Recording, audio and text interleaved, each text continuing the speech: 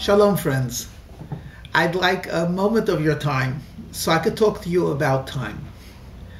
Time is elusive. It's something we always try to manage efficiently. We're always trying to save time and maximize time and do everything possible to get that extra edge, another minute, another 5 minutes. We multitask, and we're always out looking for that gadget that's going to save us some more time. I mean, truthfully, how many of us need a car that could go from 0 to 60 in 0.8 seconds?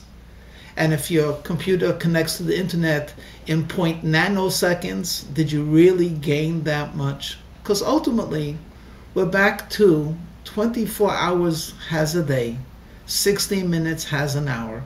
And no matter how much time you save, you cannot increase in that 24-hour period. Is there anything that we could do to actually expand on time? I think our approach towards time is really fundamentally wrong. We're trying to save time. I would suggest we should invest in time. We should spend time to think about time and spend time to make more time. Well, that sounds rather ridiculous. Well, let me make an observation. If you were to ask a businessman, how do you make money? What do you need to make money? Very often he'll say you need more money. You need money to make money. If you were to ask an investor, what do you have to do to be productive in investment? The answer is invest wisely. If you were to ask a friend, how do you sustain a friendship? He says, be a friend. If you ask someone who's in a love relationship, how do you manage to keep things so beautiful? The answer is, I give love, so I receive love. What I'm getting at is, it seems to me, in just about everything in life, when you invest in the quantity or the entity that you want dividends in, you will see results. So if I want to see more apple seeds, I'll take apple seeds, I'll put it into the ground, and God willing, out will come a apple tree, which gives me so many more apple trees. But certainly by planting apple seeds, I won't get grapefruit. So how do you think that by cutting off time, we're going to make more time? It seems to me just the opposite. We have to take the quantity or the energy or the entity that we call for time and actually invest that into time to see the dividends of more enduring time. Let's not be philosophical. Let's just be practical. You have your 7-year-old son and you buy him a toy. And he's very appreciative and he hugs and kisses and runs upstairs and he plays with his toy. How much time do you think he'll spend with that toy? If you're fortunate, a couple of hours a week, a month, until Hanukkah comes and he wants another toy, or until he outgrows it. Because as we know, as we mature, our tastes and pleasures change. Well, how much the time that you spent by giving him that toy, that goodwill that was generated, is really of a very short duration. What happens if you spend a day in the park with that boy? And after you have a good game of baseball, you take him out for pizza. You spent, let's say, 5 hours together. How much time do you think you've created? You invested 5 hours of time, but the dividend is much more than 5 hours. Because this kid is going to have a glow of a good feeling the whole week. And next week on Monday, he's going to surprise you by saying, Dad, can we go out to the park again? We had such a good time. Who knows? It might even last a month, that experience of 5 hours. Well, what happens if during your baseball game with your child and you're throwing the ball and he's hitting it, you see he gets very frustrated. He doesn't know how to hit the ball right. And he gets all upset. And you sit him down and you say, son, you know, life is full of frustrations. When I was your age, I couldn't do this and that. And this is what I did that helped me. And the kid absorbs it. Same 5 hours. how long is that going to remain? Not only that week, you taught him a skill. You gave him a quality. He might remember that his whole life. In fact, it might be eternal. He might share that with his children. Says, you know, one time, son, my dad told me when I was so frustrated I couldn't hit the ball. He gave me some really good advice. So you see, time has to be invested with something. What is that something I'm looking for? One of the words that come to mind is meaning. If you want to expand time, you take a moment of time to put meaning into the next couple of moments. You know, they say there are certain people that are so empty of meaning, if they were to go into a taxi cab, the vacant side would stay on.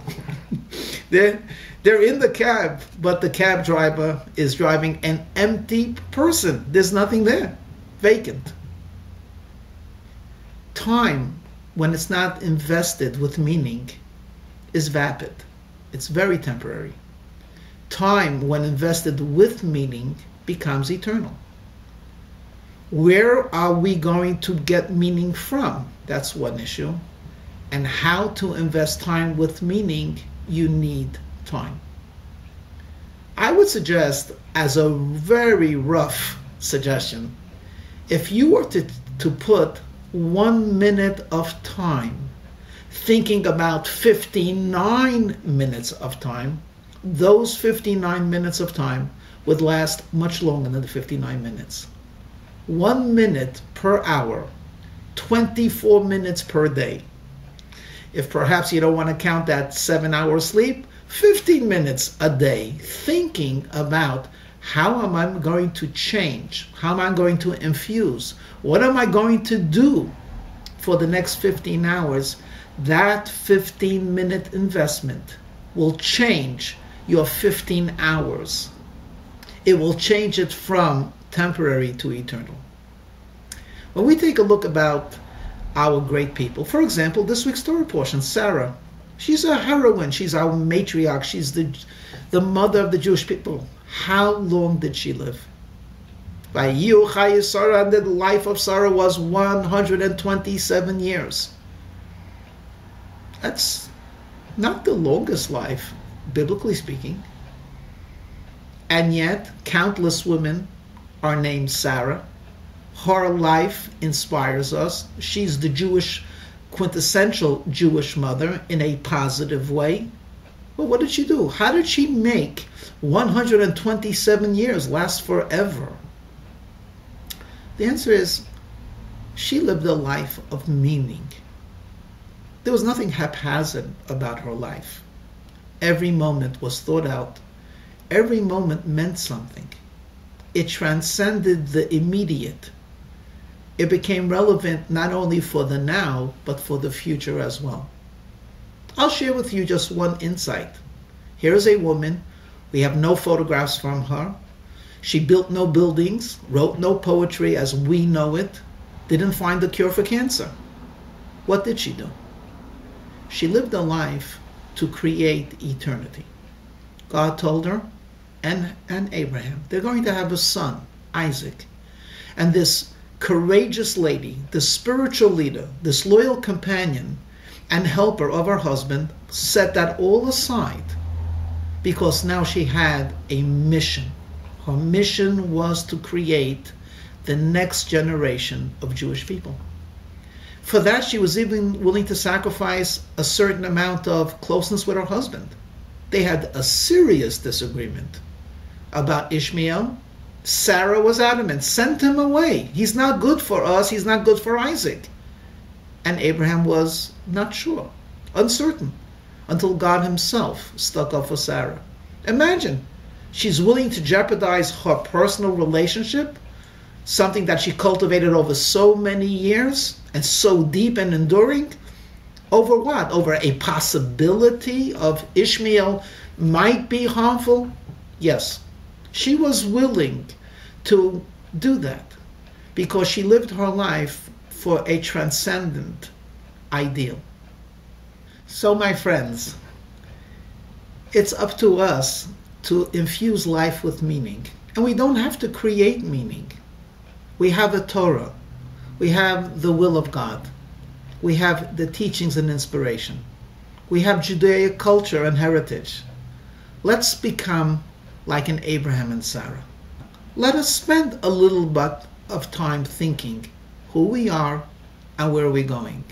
And that investment of time will certainly reap many dividends in expanding the time that we live. The secret of immortality is meaning. The meaning is found in Torah. I wish you a life of great spiritual significance, of good health, and indeed of immortality itself. Shabbat Shalom.